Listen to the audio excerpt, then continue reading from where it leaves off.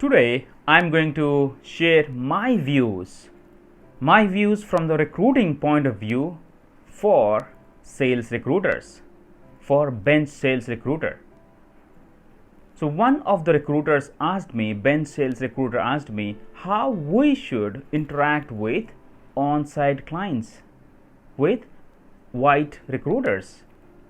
So before I give you the information, so let me ask you few of the basic things whether that is being fulfilled by the bench sales recruiter or not. This is Suman Pachigulla. I'm a #1 best-selling author of the book Nail the Deal and a MAV recruiter mentor. I'm on a mission to impact 5 million lives. So let's understand what are the basic things that a bench sales recruiter should know. And again, I'm talking from the recruiting point of view. The first thing you need to understand before interacting with any recruiters, either that could be offshore, on-site, white, or whatever it could be. Are you talking their language? Meaning, most of the time what happens, we talk to other people from our point of view. What is that I want and why do I think this is good, and that person needs to listen.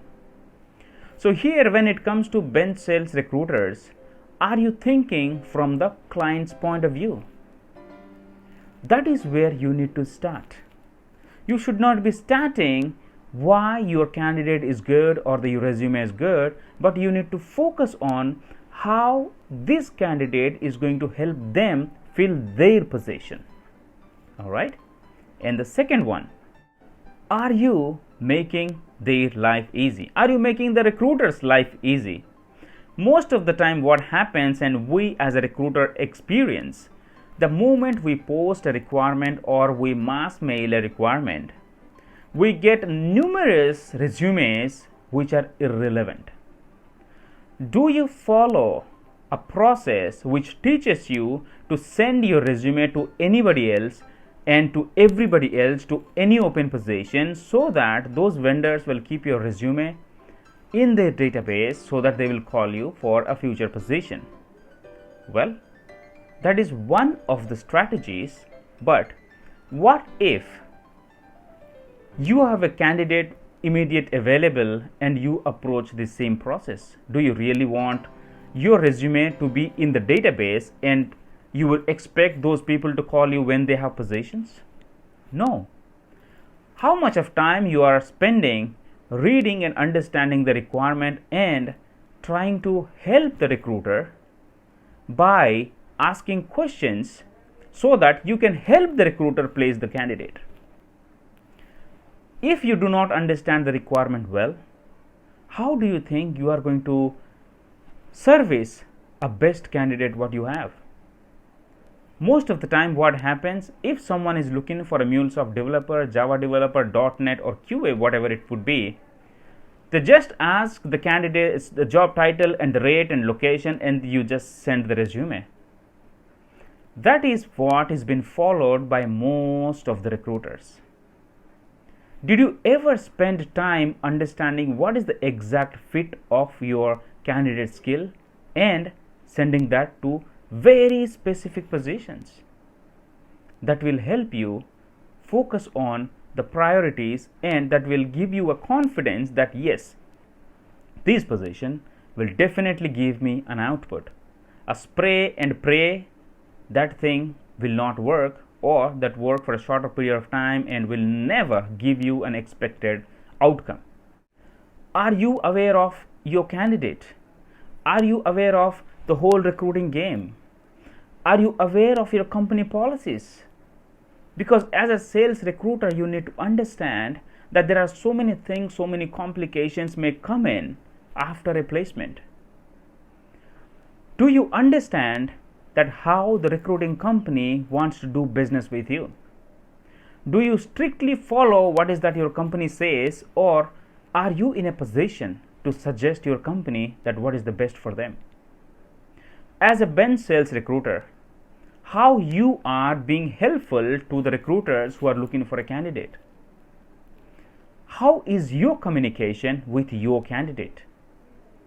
Do you just talk to the candidate in a way that they can send you an updated resume, or you just say your candidate to attend whatever the call it comes in, or you just ask the candidate to review the requirement and submit the resume?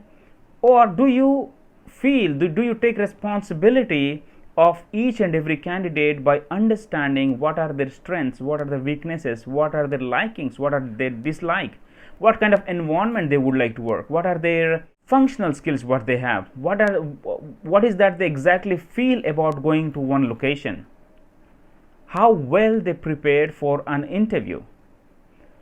Do you control your candidate or your candidate controls you? Most of the time, the candidates with genuine experience or seniors, they control the sales guys because they know that they are the money minting machines, and most of the recruiting companies treat those candidates as a gold mines, because if they do not work, these companies cannot mint money. So in that case, as long as you are under the candidate's control, you cannot take decisions by yourself. So one or the other way, you need to teach, you need to explain, you need to convince that I tell, you listen in certain point of time. From interview, it is your duty to take control, but till you get the interview, let me handle it. Do as I say. You have to be an authority handling candidates. How it will happen? When you interact with them, when you understand what motivates them, what is your position and how you are helping them, and what is that you really do to get them a job.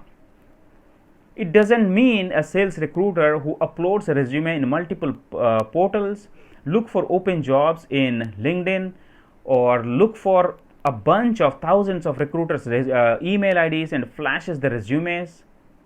That is what, as a recruiter, we don't like. How genuine and authentic resume that you are marketing? Are you giving authentic information to the recruiters? Or do you hide few information just because you want a placement or you want your candidate to be placed? Or you are giving everything, you're keeping everything open, and your primary focus is to help the recruiter, ultimately helping your candidate and your company. As long as your focus is on placing your candidate, nothing else, you will be having a bigger struggle, because most of the focus is on you. As long as your focus is on you, you cannot able to see what is that other person need. If you do not know what is the other person need, you can able to serve better. You as a salesperson on a service platform, you have a candidates, which is essentially will help the recruiter to place the candidate in order to help the client for a certain project accomplishments. So now you need to understand that you have to do your best to help them by understanding what exactly they need. That happens when you take authority off your desk and you go in a mode to help people, starting from your candidate, the recruiter, and the client. Focus on what are the drawbacks, what are the weaknesses that your candidate has. You understand about the domains. You understand the candidate so well that you don't have to send your requirements to the candidate all the time, because that is very annoying. Because you are the sales guy, you have given a responsibility to place a person. How would it look each time you send your resume requirement to the candidate to review and submit? And again, you need to explain your plans, your processes to the recruiters. It could be on-site or offshore, clearly, that what is that going to happen after you submit the resume, how authentic you would be updating with your candidate's progress.